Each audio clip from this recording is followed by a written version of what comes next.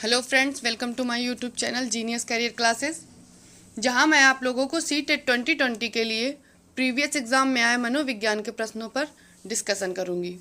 चलते हैं पहले प्रश्न की तरफ। तो पहला प्रश्न है हमारा, शिक्षा के क्षेत्र में पाठ्य चर्चा शब्दावली की ओर संकेत करती है। शिक्षा के क्षेत्र में पाठ्य चर्चा जो शब्दावली है वो किसकी ओर संकेत करती है? क्वेश्चन हमारा ये है। तो पहला ऑप्शन है शिक्षण पद्धति एवं पढ़ाई जाने वाली विषय वस्तु। दूसरा, विद्यालय का संपूर्ण कार्यक्रम जिसमें विद्यार्थी प्रतिदिन अनुभव प्राप्त करते हैं। तीसरा, मूल्यांकन प्रक्रिया। चौथा, कक्षा में प्रयुक्त की जाने वाली पाठ्य सामग्री। तो यहाँ पर पहला ऑप्शन देखेंगे, पढ़ाई जाने वाली विषय वस्तु के बारे में बोल रहा है।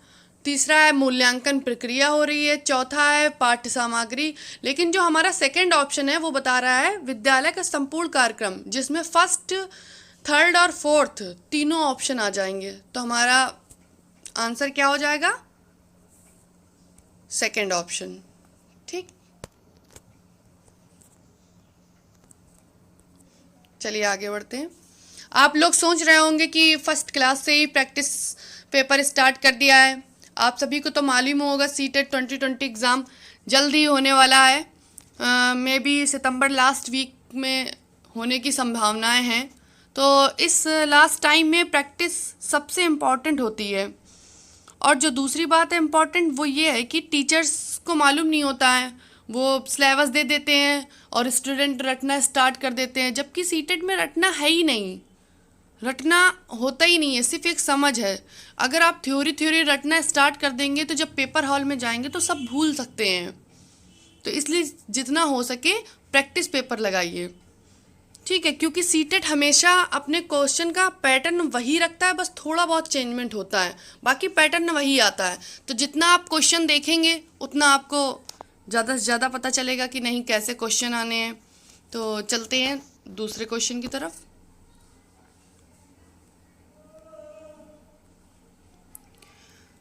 दूसरा क्वेश्चन है, निचली कक्षाओं में शिक्षण की खेल पद्धति मूल रूप से आधारित है। पहला ऑप्शन, शारीरिक शिक्षा कार्यक्रमों के सिद्धांतों पर। दूसरा, शिक्षण पद्धतियों के सिद्धांतों पर। तीसरा, विकास एवं वृद्धि के मनोवैज्ञानिक सिद्धांतों पर। चौथा, शिक्षण के समाज शास्त्रीय सिद्धांतों पर। तो आप सभी को पता ही है कि जो खेल पद्धति यानी कि प्राइमरी लेवल की बात कर रहा है, निचली कक्षाओं की 1 से 5 तक की, तो खेल पद्धति मतलब खेल के द्वारा सीखना, खेल के द्वारा बच्चों को सिखाना, ये सब हमारा मनोविज्ञान के अंतर्गत आता है। ठीक है, बच्चों का खेल खेल में विकास होता है, वृद्धि होती है, वो बहुत सारी चीज़ें सीखते हैं। तो ये हमारा मनोविज्ञान के अंतर्गत आता है, इसलिए यहाँ ऑप्शन हो जाएगा थर्ड ऑप्शन, विकास एवं वृद्धि के मनोवैज्ञानिक सिद्धांतों पर। ठीक, चलते हैं तीसरे क्वेश्चन की तरफ।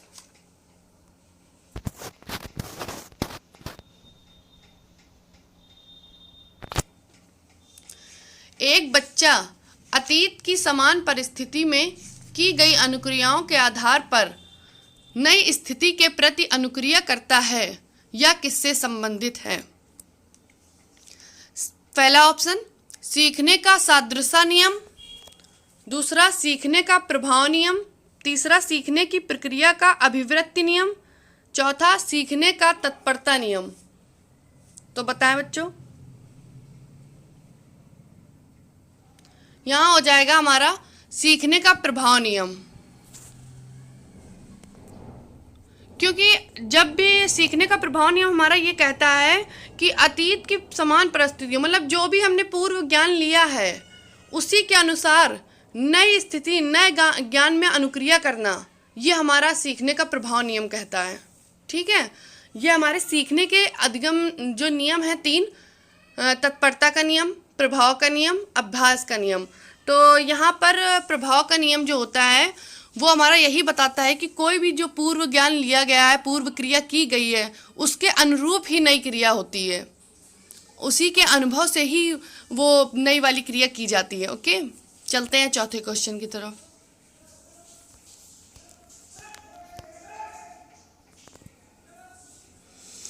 डिस्लेक्सिया किससे संबंधित है? तो डिस्लेक्सिया होता है जो मतलब कोई भी चीज़ लिखी हुई पढ़ने में जो बच्चा असक्षम होता है, पढ़ नहीं पाता है, हकलाता है या थोड़ा थोड़ा बैलेंस नहीं बना पाता है, तो या उसको समझ में नहीं आता है लिखावट, तो उसे कहते हैं डिस्लेक्सिया। तो यहाँ पर ऑप्शन हो जाएगा हमारा थर्ड, पठन विकार। ठीक, ये क्वेश्चन आप लिख के ले लो, सीटेट में आना ही आना है। डिस्लेक्सिया, डिस्ग्राफिया, ठीक, ये एक विकलांगता प्रकट करते हैं, किस प्रकार की विकलांगता है बच्चों में। तो डिस्लेक्सिया जो होती है हमारी पठन विकार होता है, डिस्ग्राफिया जो होता है वो लेखन विकार होता है। ठीक है, तो इसके लिए हम आपको आगे और बताएंगे कौन कौन से इससे क्वेश्चन बनते हैं। चलते हैं आगे 5वें क्वेश्चन की तरफ।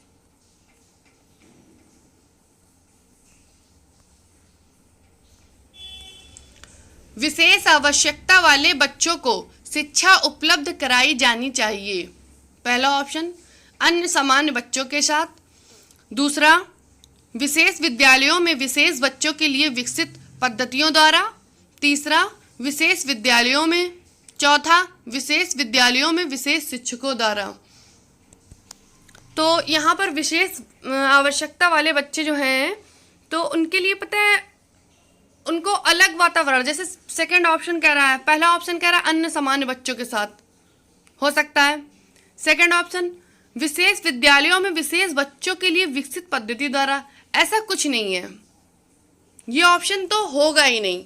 ठीक है, विशेष विद्यालयों में ऐसा भी नहीं है, विशेष विद्यालयों में विशेष शिक्षकों द्वारा ऐसा नहीं है। विशेष आवश्यकता वाले जो बच्चे होते हैं उनको अन्य सामान्य बच्चों के साथ ही बैठाला जाता है, अन्य सामान्य बच्चों के साथ ही शिक्षा दी जाती है। हाँ, बस ये है कि उनके विकास के लिए विद्यालय का वातावरण और शिक्षकों के लिए जो उनका व्यवहार होता है उसको सुधारना पड़ता है कि नहीं, वो कैसा व्यवहार करें, शिक्षक उन बच्चों के साथ कैसा व्यवहार करें जो मानसिक रूप से पिछड़े बच्चे होते हैं। बस उनको शिक्षकों को ध्यान दिया जाता है, शिक्षक उन पे ज़्यादा से ज़्यादा ध्यान देंगे, लेकिन अलग नहीं बैठा लेंगे, उनको बैठाला सामान्य बच्चों के साथ ही जाएगा।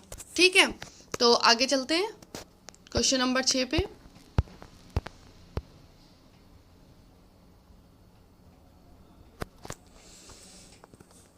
आकलन को उपयोगी और रोचक प्रक्रिया बनाने के लिए के प्रति सचेत होना चाहिए। ये क्वेश्चन आपको बहुत ही गौर से पढ़ना होगा, बहुत ही ज़्यादा। इसमें आप 2 बार तो क्वेश्चन पढ़े ही इस बात को, जहां अगर आपने क्वेश्चन पढ़ लिया आंसर आपका आ जाएगा। ठीक है, तो देखिए ये कह रहा है कि आकलन को, जब कोई शिक्षक आकलन करता है तो उसको उपयोगी और रोचक प्रक्रिया बनाने के लिए उसे किसके प्रति सचेत रहना चाहिए, मतलब क्या ऐसा नहीं करना चाहिए, ये कह रहा है क्वेश्चन। आप सचेत, क्या ऐसा नहीं करना चाहिए। तो आते हैं फर्स्ट ऑप्शन में, अलग अलग विद्यार्थियों में तुलना। ये तो होगा ही नहीं, अलग अलग विद्यार्थियों की तुलना कैसे करेंगे। ठीक, अलग अलग विद्यार्थियों की तुलना कर सकते हैं कि तुम थोड़ा अच्छे हो, तुम ये, तो ठीक है, इसके प्रति सचेत क्या है, कहा जा सकता है कि तुम अच्छे हो, तुम थोड़ा और अच्छा कर सकते हो। अब दूसरा ऑप्शन है विद्यार्थियों को बुद्धिमान या औसत विद्यार्थी की उपाधि देना।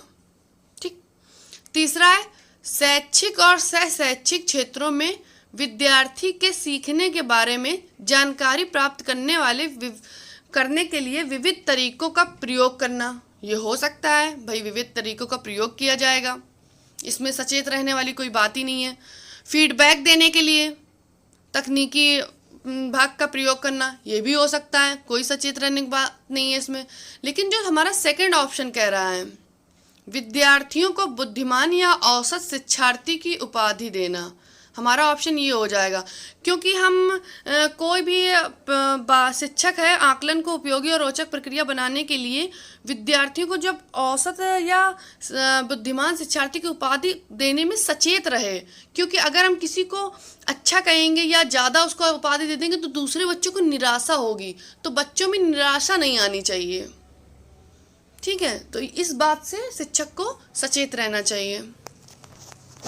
चलते हैं 7वें क्वेश्चन पे। हाँ, तो 7वां क्वेश्चन है हमारा, प्रतिभाशाली होने का संकेत नहीं है। प्रतिभाशाली होने का संकेत नहीं है सृजनात्मक विचार, दूसरों के साथ झगड़ना, अभिव्यक्ति में नवीनता, चौथा जिज्ञासा।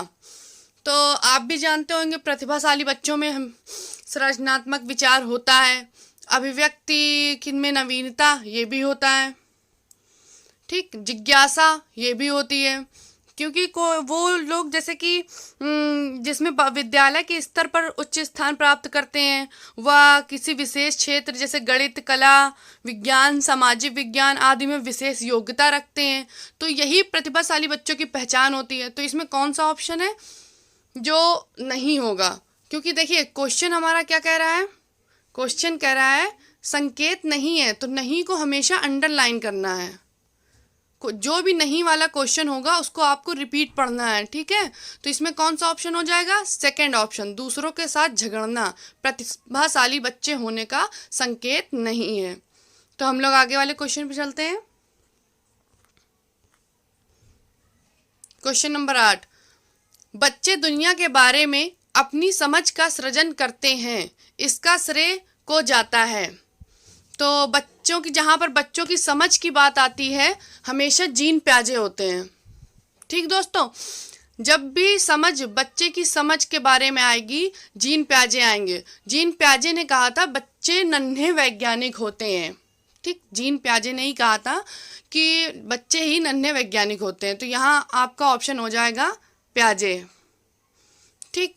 और आगे वाले क्वेश्चन पे चलते हैं। बाकी कोहल वर्ग आपके हो जाएंगे नैतिक वर्ग, कोहल वर्ग जो हो जाएंगे नैतिक विकास का सिद्धांत, स्किनर क्रिया प्रसूत, और जो पावलव ने जो किया था वो कुत्ते पे किया था, ठीक है। तो आगे क्वेश्चन पे चलते हैं। क्वेश्चन नंबर 9, क्वेश्चन नंबर कहते हैं 9, कृतिका अक्सर घर में ज़्यादा बात नहीं करती, लेकिन विद्यालय में वह काफ़ी बात करती है। यह दर्शाता है कि विद्यालय हर समय बच्चों को खूब बात करने का अवसर देता है। ऐसा तो बिल्कुल नहीं है। तो ये वाला ऑप्शन हमारा पहले से ही सही नहीं लग रहा है। विद्यालय खूब देता है लेकिन इतना नहीं, हर समय नहीं देता है। मेन बात क्या है? हर समय नहीं देता है। हर कुछ टाइम होता है जब हाँ बच्चे बात कर सकते हैं, अपनी बातों को रख सकते हैं, वो बातें अलग, हर समय नहीं देता है, ठीक है। आगे, शिक्षकों की वह यह मांग होती है कि बच्चे विद्यालय में खूब बात करें। ऐसा भी कोई नहीं होता है, ठीक है। बाकी आगे पढ़ते हैं हम लोग, क्योंकि सीटेट हमेशा पॉजिटिव कहो, पूरे चारों ऑप्शन आपके पॉजिटिव ही आए, आपको उनमें उससे बेस्ट निकालना है, ठीक है। तो आगे तीसरा ऑप्शन क्या है? कृतिका को अपना घर बिल्कुल पसंद नहीं है। ऐसा कैसे हो सकता है कि बच्चे को अपना घर पसंद ना आए? तो यहाँ पर चौथा ऑप्शन क्या कह रहा है? उसके विचारों को विद्यालय में मान्यता मिलती है।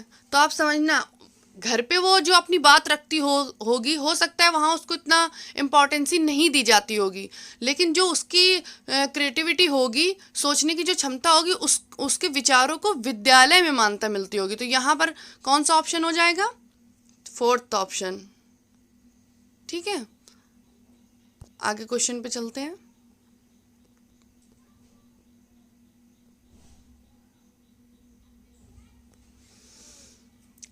क्वेश्चन नंबर 10, एक शिक्षक को अपने विद्यार्थियों की क्षमताओं को समझने का प्रयास करना चाहिए। निम्नलिखित में से कौन सा क्षेत्र इस उद्देश्य के साथ संबद्ध है? तो पहला ऑप्शन क्या है? शिक्षा समाजशास्त्र, दूसरा सामाजिक दर्शन, तीसरा मीडिया मनोविज्ञान, चौथा शिक्षा मनोविज्ञान। तो क्वेश्चन क्या कह रहा है? शिक्षक को अपने विद्यार्थियों की क्षमताओं को समझने। आप हमेशा याद रखना, जहाँ पर भी शिक्षक बच्चों की क्षमताओं को समझता है, बच्चों के व्यवहार को समझता है, बच्चों की पर्सनालिटी, व्यक्तित्व को समझता है, वहाँ पर हमेशा शिक्षा मनोविज्ञान ही होती है, ठीक है। शिक्षा मनोविज्ञान के अंतर्गत ही हमारा आता है कि शिक्षक कैसे बच्चों का व्यवहार देखेगा, कैसे उनकी क्षमताओं को परखेगा, ठीक है। तो यहाँ पर ऑप्शन नंबर क्या हो जाएगा? Fourth option. चलिए आगे चलते हैं।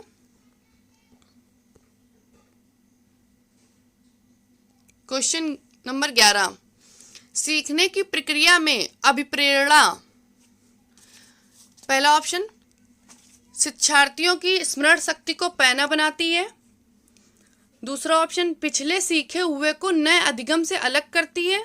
ऐसा तो कुछ अलग कैसे करेगी, अलग तो कर ही नहीं सकते, क्योंकि कुछ भी हम लोग पीछे का जो ज्ञान सीखे हुए हैं उसी से हम आगे का अधिगम मतलब करते हैं। ठीक है, जो भी हम पूर्व ज्ञान लिया है उसी के अनुसार आगे के ज्ञान में अनुक्रिया की जाती है। तो सेकंड ऑप्शन तो होगा ही नहीं। ठीक, और थर्ड ऑप्शन क्या है, विद्यार्थियों को एक दिशा में सोचने के योग्य बनाती है। नहीं, हमको विद्यार्थी को एक दिशा में सोचने के योग्य नहीं बनाना है, हमको उसको क्रिएटिविटी करना है, वो अच्छे अच्छे विचार कई दिशाओं में उसके सोचने की क्षमता बढ़े। ठीक है, तो ये ऑप्शन भी नहीं होगा। 11 नंबर का चौथा ऑप्शन, शिक्षार्थियों में सीखने के प्रति रुचि का विकास करती है। तो हाँ, अब देखिए पहला ऑप्शन हमारा क्या कह रहा है, शिक्षार्थी की स्मरण शक्ति को पैना बनाती है। ठीक, हो सकता है, लेकिन सबसे बेस्ट आंसर क्या कह रहा है कि शिक्षार्थियों में सीखने के प्रति रुचि का विकास। जब तक बच्चे में रुचि नहीं होगी, उसकी स्मरण शक्ति, जब तक वो रुचि नहीं लाएगा तो स्मरण शक्ति कैसे पैदा हो सकती है। तो मेन होती है कि सीखने के प्रति रुचि का विकास करना। जैसे कि हमारा सीखने का नियम, तत्परता का जो विकास होता है, तत्परता का नियम जो है वो इसी के आधार पर है कि बच्चों में रुचि जगाई जाए। ठीक है, तो यहाँ पर ऑप्शन हो जाएगा फोर्थ। चलिए आगे चलते हैं क्वेश्चन नंबर 12 पे।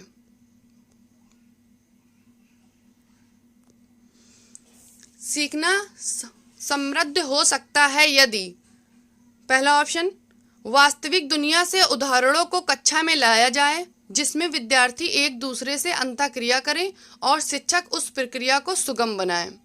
ठीक, दूसरा ऑप्शन, कक्षा में अधिक से अधिक शिक्षण सामग्री का प्रयोग किया जाए। हो सकता है, लेकिन अधिक से अधिक क्या, जितना ज़रूरत हो उतना ही लाएंगे। तो ये ऑप्शन आगे पढ़ते हैं हम लोग जब और देख लेते हैं। क्वेश्चन नंबर 3, शिक्षक विभिन्न प्रकार के व्याख्यान और स्पष्टीकरण का प्रयोग करें। ठीक है, हो सकता है। फोर्थ ऑप्शन, कक्षा में आवधिक परीक्षाओं में अपेक्षित ज्ञान दिया जाए। तो देखो इसमें आप तुम्हारे चारों ऑप्शन पॉजिटिव हैं आपके। ठीक है, तो दोस्तों ये याद रखना कि जब चारों पॉजिटिव को आंसर होंगे तो हमें ऐसा कोई आंसर निकालना जो सबसे बेस्ट हो। तो जैसे कि हम जानते हैं कि सीटेट हमेशा समझ की बात करता है। ठीक, कि वास्तविक दुनिया से जोड़ा जाए, बच्चों को बाहरी दुनिया से जोड़ा जाए, उनको सामाजिक तौर पे भी सीखने के लिए प्रेरित किया जाए। तो यहाँ पर हमारा ऑप्शन हो जाएगा फर्स्ट नंबर, वास्तविक दुनिया से उदाहरणों को लाया जाए जिसमें विद्यार्थी एक दूसरे से अंतःक्रिया करें और शिक्षक उस प्रक्रिया को सुगम बनाए। ठीक है, तो आगे चलते हैं।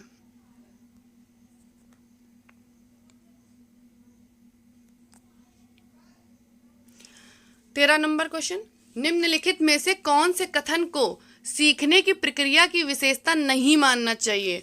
देखिए फिर से आ गया है नहीं, तो हम इसको सबसे पहले तो अंडरलाइन करेंगे। ठीक, अब फिर से एक बार क्वेश्चन पढ़ेंगे, निम्नलिखित में से कौन से कथन को सीखने की प्रक्रिया की विशेषता नहीं मानना चाहिए। तो पहला ऑप्शन क्या है, शैक्षिक संस्थान ही एकमात्र स्थान है जहां अधिगम प्राप्त होता है। सबसे तो यही पहला ही हो जाएगा कि शैक्षिक संस्थान ही एकमात्र स्थान थोड़ी ना होता है सीखने के लिए। बच्चा कहीं भी सीख सकता है, खेल विधि द्वारा, पढ़ने से, किसी के साथ बैठने से, बातचीत करने से वो कुछ नया नया कुछ तो सीखेगा। तो सीखना हर जगह हो सकता है, कहीं से भी शैक्षिक संस्थान ही एकमात्र स्थान नहीं है। चलो फिर भी हम लोग आगे पढ़ लेते हैं। सेकंड ऑप्शन है, सीखना एक व्यापक प्रक्रिया है, सही है ये। ठीक, तीसरा है सीखना लक्ष्योन्मुखी होता है, ये भी सही है। चौथा है अनअधिगम भी सीखने की प्रक्रिया है, ये भी सही है। तो हमारा कौन सा ऑप्शन हो जाएगा इसमें, 13वें नंबर में हो जाएगा हमारा फर्स्ट ऑप्शन, शैक्षिक संस्थान ही एकमात्र स्थान है जहां अधिगम प्राप्त होता है। तो हमारा ये हो जाएगा कि ये सीखने की विशेषता नहीं है। ठीक, आगे चलते हैं।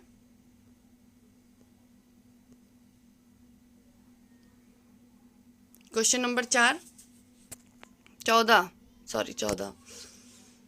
5वीं कक्षा के दृष्टिबाधित विद्यार्थी, फर्स्ट ऑप्शन, को निचले स्तर के कार्य करने की छूट मिलनी चाहिए। दूसरा, के माता पिता और मित्रों द्वारा उसे दैनिक कार्यों को करने में सहायता दी जानी चाहिए। ठीक है। तीसरा, के साथ कक्षा में सामान्य रूप से व्यवहार किया जाना चाहिए और श्रव्य सीडी के माध्यम से सहायता उपलब्ध कराई जानी चाहिए। चौथा, के साथ कक्षा में विशेष व्यवहार किया जाना चाहिए। तो देखिए 5वीं कक्षा की बात हो रही है, दृष्टिबाधित बच्चों की, तो निचले स्तर के कार्य करने की छूट मिलना चाहिए। चलो ठीक है। माता पिता और मित्रों द्वारा दैनिक कार्य, ये भी सही लग रहा है। तीसरा, चौथा सब पॉजिटिव आंसर है। अब हमें सबसे ज़्यादा जो बेस्ट आंसर होगा वो निकालना है।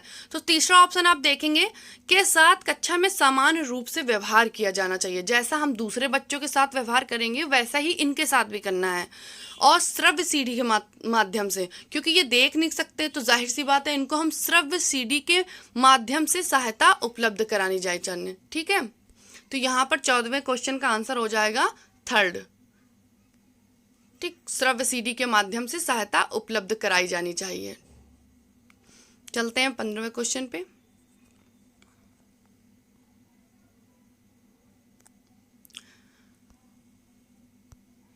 प्राथमिक स्तर पर एक शिक्षक में निम्न में से किसे सबसे महत्वपूर्ण विशेषता मानना चाहिए। जो प्राथमिक स्तर के एक शिक्षक होगा तो उसे सबसे महत्वपूर्ण विशेषता मानना किसको चाहिए। ठीक है। तो पहला ऑप्शन है पढ़ाने की उत्सुकता। ठीक है, शिक्षक का होता ही है काम पढ़ाना ही। ठीक है, उत्सुकता जब तक नहीं होगी तो वो पढ़ा कैसे पाएगा। दूसरा है धैर्य और दृढ़ता। तीसरा है शिक्षण पद्धतियों और विषयों के ज्ञान में दक्षता। चौथा है अतिमानक भाषा में पढ़ाने की दक्षता। तो जैसे कि आप जानते होंगे विद्यालय में सभी छात्र एक जैसे नहीं होते हैं, कुछ जल्दी बातों को ग्रहण कर लेते हैं तो कुछ इसके लिए अधिक समय लेते हैं। इसलिए सभी छात्रों को समान रूप से आगे बढ़ाने के लिए एक शिक्षक में सबसे ज़्यादा जो इम्पोर्टेंट चीज़ है वो है धैर्य और दृढ़ता। एक शिक्षक में धैर्य और दृढ़ता होना बेहद ज़रूरी है। तो सबसे महत्वपूर्ण विशेषता कौन सी हो गई? Option number second. ठीक है। तो आई होप आपको मेरा वीडियो पसंद आया होगा। अगर आप लोगों को मेरा वीडियो पसंद आया है तो लाइक और शेयर ज़रूर करें और मेरे चैनल को सब्सक्राइब करें। और आगे के लिए ये एक क्वेश्चन है जिसका आपको आंसर कमेंट बॉक्स में देना है। ठीक है। बाल मनोविज्ञान का केंद्र बिंदु है इस पहला ऑप्शन अच्छा शिक्षक, दूसरा बालक, तीसरा शिक्षण प्रक्रिया, चौथा विद्यालय। इसका आंसर आप कमेंट्स बॉक्स पे देंगे। ठीक है दोस्तों, मेरे चैनल को जल्द से जल्द सब्सक्राइब करें।